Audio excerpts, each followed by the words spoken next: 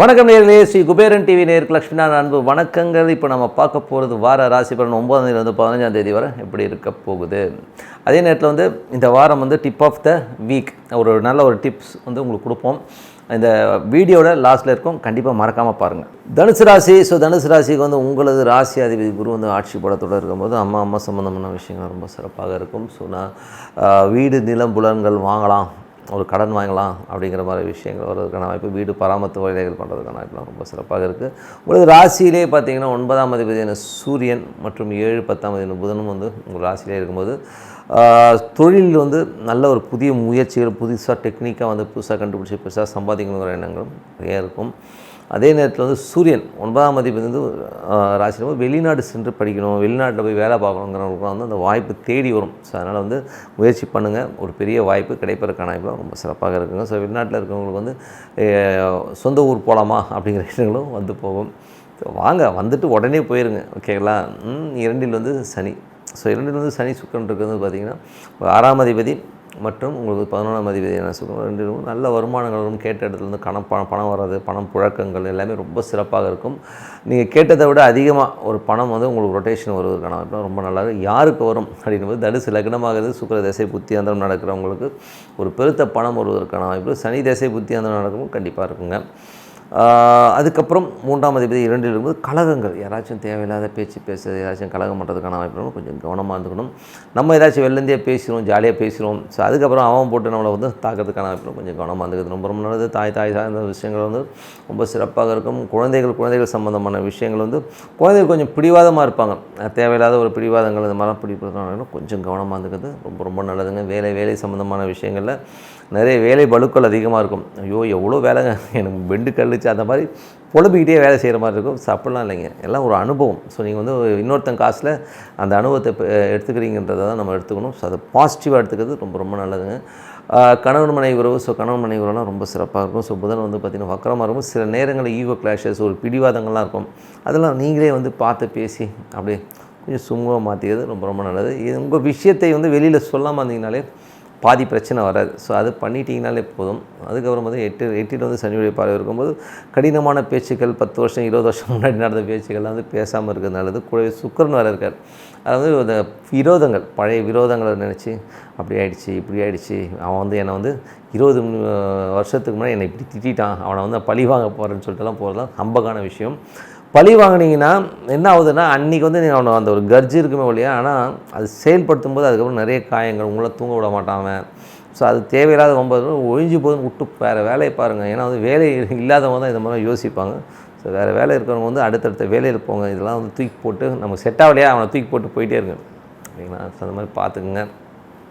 தொழில் ரீதியான விஷயங்கள் நல்ல வருமானங்கள் இருக்குது. ஸோ நல்ல லாபங்கள் ரொம்ப நல்ல லாபங்களும் இருக்குது. ஏன்னா சுக்கிரன் நல்ல ஒரு 11ஆம் அதிபதி 2 நல்ல ஒரு லாபங்களும் பணம் வரவரையும் கண்டிப்பாக கொடுத்துருவாருங்க. ஸோ எல்லாமே சிறப்பு தான். என்னை பொறுத்தவரை என்னென்னா பிரார்த்தனை தான் வாழ்க்கைன்னு. So tip of the week பாருங்கள். டிப் ஆஃப் த வீக் எப்படி இருக்கும் அப்படின்றத தான் சொல்ல போகிறோம். ஸோ எனக்கு இன்றைக்கி நடந்த ஒரு சின்ன இன்சிடென்ட் தான் இந்த வாட்டி டிப் ஆஃப் த வீக்காக சொல்ல போகிறேன். ஏன்னா என்னோட குருநாதர் திரு GK அவர்கள் அடிக்கடி சொல்லுவாருங்க, உனக்கு ஏதாச்சும் ஒரு கேள்வியோ ஒரு பிரச்சனையோ வரும்போது அதுக்கான பதில் அது உன்னை சுற்றியே தான் இருக்கும், நீ பாரு அப்படின்ற ஒரு விஷயத்தை சொல்லுவார். எனக்கு திடீர்னு ஒரு காம்படிட்டர். ஸோ நான் ஒரு சேல்ஸ் அண்ட் மார்க்கெட்டிங்கில் ஒரு கம்பெனியில் ஒர்க் பண்ணும்போது எனக்கு ஒரு காம்படிட்டரான ஒரு விஷயங்கள் எனக்கு தெரிய வரும்போது எனக்கு திடீர்னு ஃபங்க் ஆகிட்டேன்.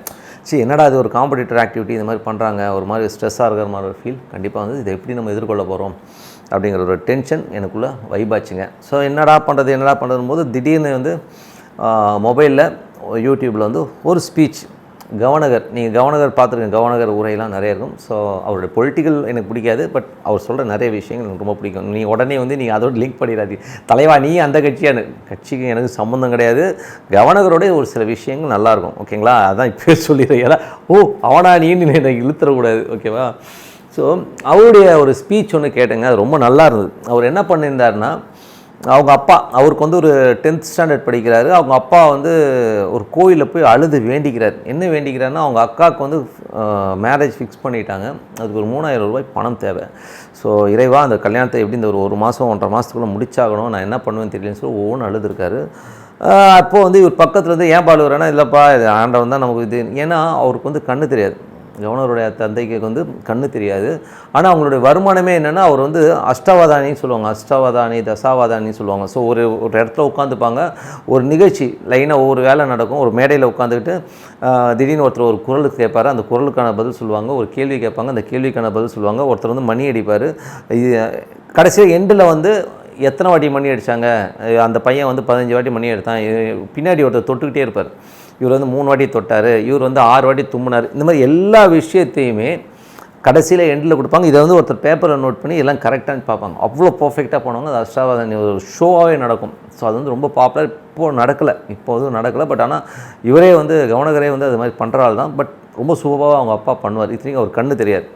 ஸோ அவர் அழுகும்போது அவர் சொன்னாராம், இறைவன்ட்ட அழுது என்னப்பா கிடைக்க போகுது, இவர்கிட்ட போய் வேண்டிகிட்டு இருக்கேன்னு சொல்லிட்டு ஒரு கிண்டலாக சொன்னோன்னே, 3000 பணம் தேவைடா, 3000 பணம். அன்றைக்கி வந்து 3000ன்றது நான் சொல்கிறது வந்து ஒரு 60 ஆண்டுகளுக்கு முன்னாடி இருக்குன்னு வச்சுப்போமே, ஒரு 60 இயர்ஸ் பிஃபோர் வந்து 3000 காசுங்கிறது வந்து பார்த்திங்கன்னா பெரிய அமௌண்ட்டு. ஓகேங்களா, 3000 காசு இருந்தால் கல்யாணம் பண்ணிடலான்ட்டு இருந்தேன், பட் இந்த மாதிரி ஆயிடுச்சே அப்படின்னு வருத்தப்படும்போது, இல்லை நான் என்னப்பா அப்படின்னு, இல்லை ஈசனை வந்து தப்பாக நினைக்கக்கூடாதப்பா அப்படின்னு சொல்லிட்டு ஒரு பஸ்ஸில் ட்ராவல் பண்ணிக்கிட்டே போகிறாங்க. அப்போது ஒரு ஊர் வருது. ஸோ அந்த ஊர் வரும்போது, இங்கே முருகன் இருப்பானே, முருகனை போய் கும்பிட்டுட்டு வருவோம் அப்படின்னு சொல்லிட்டு இறங்குறாரு.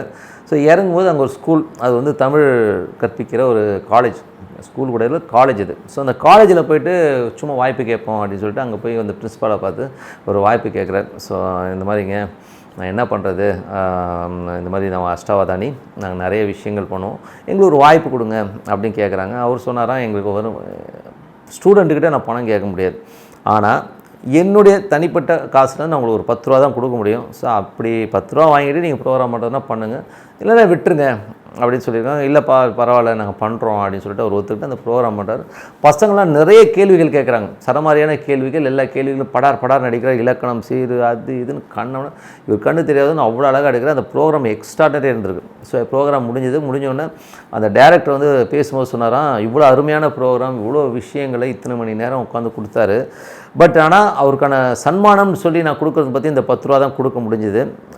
ஆனால் ப்ரோக்ராம் ரொம்ப எக்ஸ்ட்ராடனரி இருந்தது. மாணவர்களே, உங்களால் என்ன முடியுமோ பார்த்து அவருக்கு செய்யுங்க. உங்களுக்கு 1 மணி நேரம் வந்து டைம் கொடுக்குறோம். அதுவரை வந்து நான் அவர் கூப்பிட்டு நான் டிஃபன்லாம் வாங்கி கொடுத்து, டிஃபன்லாம் கொடுத்துட்டு அவங்க ஒரு அறையில் உட்கார வச்சு பேசிவிட்டு வந்து கொடுக்குறாங்க. அப்போ அவர் நன்றி உரை கொடுக்குறாரு. ஸோ நன்றி உரை கொடுக்கும்போது மாணவர்களே, ஒரு 10 ரூபா வந்து பிரின்ஸிபால் கொடுக்குறேன்னாரு. ரொம்ப நன்றி, ஆனால் நீங்கள் கொடுத்தது 3100 ரூபா அப்படின்னு சொல்லிட்டு சிரிச்சாராம். அப்போ பையனை பார்த்து சிரிச்சாராம், பார்த்தியா ஈஸ்வரங்கிட்ட வேணுன்னா கண்டிப்பாக கிடைக்கும் அப்படின்னு. ஸோ அதனால் வந்து வேண்டுதலுங்கிறது வந்து பார்த்திங்கன்னா நம்பிக்கைங்க. அந்த நம்பிக்கையோட அந்த வேண்டுதல் இருக்கணும். நம்மளுங்க அந்த மாதிரி வேண்டதே கிடையாது. வாரம் ஒன்று மாற்றிக்கிட்டே இருப்போம். போன வாரம் வேண்டுவா, இன்றைக்கி கூட வாழ்ட்டுவா, சாமிக்கிட்டே வந்து அக்ரிமெண்ட் போடுறவங்களாம் இருக்கிறான். நீ வந்துட்டா நான் உள்ள உங்கள் கோயிலுக்கே வரமாட்டேன்னு சொல்லுவோம். அந்த மாதிரிலாம் இல்லாமல் மனதார அந்த இறைவன் வந்து பற்றுதலோடு நீங்கள் வந்து லிங்க் ஆகிட்டீங்கன்னு வைங்களேன், அதுக்கப்புறம் உங்களை அசைக்கிறது யாருமே இல்லை. இது எனது அனுபவம் கூட. ஏன்னா வந்து இறைவன் வந்து என் கூட இருக்கும்போது நான் எதை பற்றியுமே கவலைப்படுறது கிடையாதுங்க. நாளைய பற்றின விஷயத்தை பற்றி கவலைப்படுறது கிடையாது. ஏன்னா நீங்கள் அந்த அளவுக்கு போகணும். அவர் கண்ணீர் விட்டு இது கேட்டார், எவ்வளோ 3000 ரூபா கேட்டார், 3100 ரூபா அவருக்கு கிடைச்சிதுங்க. எவ்வளோ பெரிய விஷயம் பாருங்கள். அதனால் வந்து நம்பிக்கையோடு இருங்க. நிறைய இன்சிடென்ட்ஸ் இருக்குது இந்த மாதிரி. அதனால் வந்து நம்பிக்கை ரொம்ப முக்கியம். அதனால் இறைவனடி நீங்கள் சேரணும். நிறைய பேர் சொல்லலாம், இறைவன் இல்லை, அவர் இல்லை, இவர் இல்லைன்னு. அதெல்லாம் கிடையவே கிடையாதுங்க. காலையில் ஒரு அமைதியாக சத்தம் இருக்கக்கூடாது. மெயினாக வந்து இந்த அங்கே டிவி ஓடிட்டுருக்கோம், இவன் கத்திக்கிட்டு இருப்பான், குழந்தை அழுதுட்டுருக்கோம், இது கிட்டத்தில் உட்காந்து நான் மெடிடேஷன் மட்டும்லாம் பண்ண முடியாது. சாந்தமாக அமைதியாக இருக்கிற நேரத்தில் உட்காந்து மெடிடேஷன் சாண்டிங் பண்ணுங்கள். இறைவனை நீங்கள் எந்த சாமியானா கும்பிடுங்க. ஹிந்து கடவுள் கூட இல்லை, ஜீசஸை கும்பிடு, அல்லாஹ் கும்பிடு, யாரை வேணால் கும்பிடுங்க, அதை பற்றி. ஆனால் இறைவனை கும்பிடணும். ஓகேங்களா, அமைதியாக உட்காந்து பிரார்த்தனை பண்ணுங்கள். ஓம் நமः சிவாய. அந்த ஈஸ்வரன் உள்ளே இறங்கணும். அந்த மாதிரி பிரார்த்தனை பண்ணி அப்படி ஒன்றும் போது ஒரு டைம் நீங்கள் லிங்க் ஆகிடுவீங்க. அதுக்கப்புறம் உங்கள் லைஃப் வந்து மேஜிக்காக மாறும். Mark my words. இது வந்து என் வாழ்க்கையில் நடந்து உங்கள் வாழ்க்கையில் நடக்கணுன்றதுக்காக இந்த இன்சிடென்ட். மீண்டும் அடுத்த வாரம் சந்திப்போம். எல்லாமே சூப்பராக இருக்குன்னு சொல்லிட்டு ஸ்ரீ குபேரன் டிவியை பார்த்தமைக்கு நன்றிகள். மேலும் இது போன்ற தகவல்களை தெரிந்து கொள்ள ஸ்ரீ குபேரன் டிவியை சப்ஸ்கிரைப் செய்யுங்கள். மறக்காமல் பெல் ஐக்கானை கிளிக் செய்யுங்கள்.